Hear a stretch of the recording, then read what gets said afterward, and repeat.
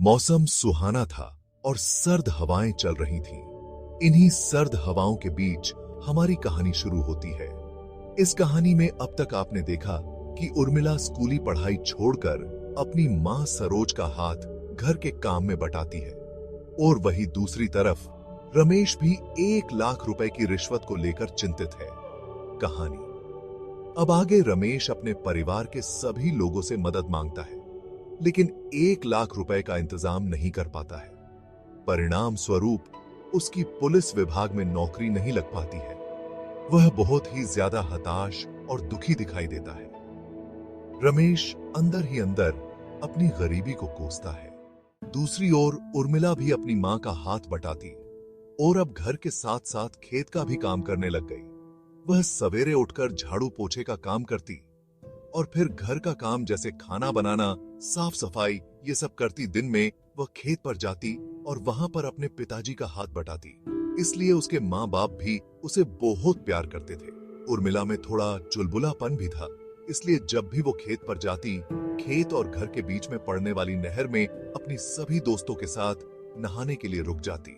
इस बात से घर वाले काफी परेशान हो जाते, क्योंकि उन्हें हमेशा डर लगा रहता था कि वो नहर के तेज बहाव में उर्मिला को कुछ हो न जाए। सब कुछ ऐसे ही चलता रहा और धीरे धीरे समय बीतता चला गया और अब उर्मिला के परिवार की आर्थिक स्थिति ठीक होने लग गई थी। उर्मिला के पिताजी उर्मिला को ही इन सब का क्रेडिट देते थे कि आज जो भी उनके हालात सही हुए उसकी वजह उर्मिला ही है, क्योंकि जब से उर्मिला ने जन्म लिया तब से उर्मिला के पिताजी के हालात सुधरते चले गए।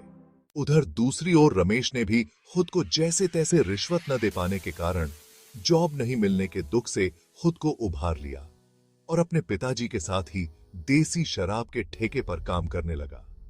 रमेश ने अपने खेल कूद के शौक को जारी रखते हुए गांव में ही एक व्यायामशाला की स्थापना कर दी, जो कि धार्मिक त्योहारों पर सभी गांव वालों का मनोरंजन करते।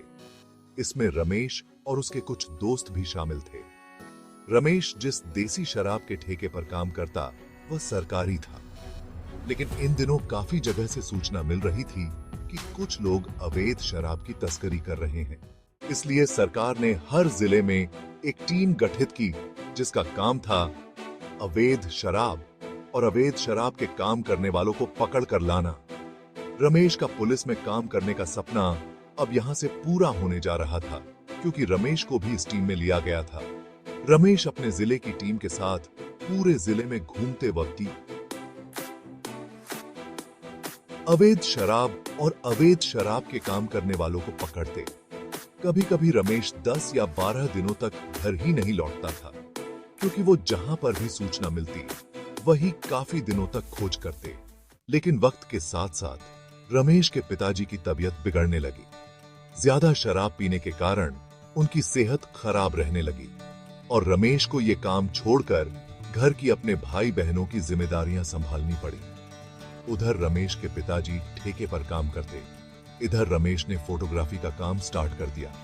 अब रमेश की मां अपने बेटे की शादी के लिए चिंतित रहने लगी और उन्होंने रमेश के लिए लड़की देखना प्रारंभ किया और काफी जगह लड़की देखते देखते रमेश की मां उर्मिला के मामा की लड़की देखने उर्मिला के मामा के गांव गई। अब आपको क्या लगता है, क्या रमेश की शादी उर्मिला से होगी? और उर्मिला से होगी तो कैसे होगी? क्योंकि रमेश की मां तो उर्मिला के मामा की लड़की को देखने आई है और उर्मिला तो अपने गांव में है।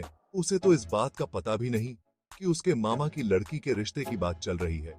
तो आगे क्या होगा और कैसे होगा, किसकी शादी किससे होगी, जानने के लिए बने रहिए हमारे YouTube चैनल के साथ, पारेता स्पेशल के साथ। और सब्सक्राइब कीजिए, बेल आइकॉन को दबाइए, लाइक कीजिए, शेयर कीजिए और कमेंट जरूर करें।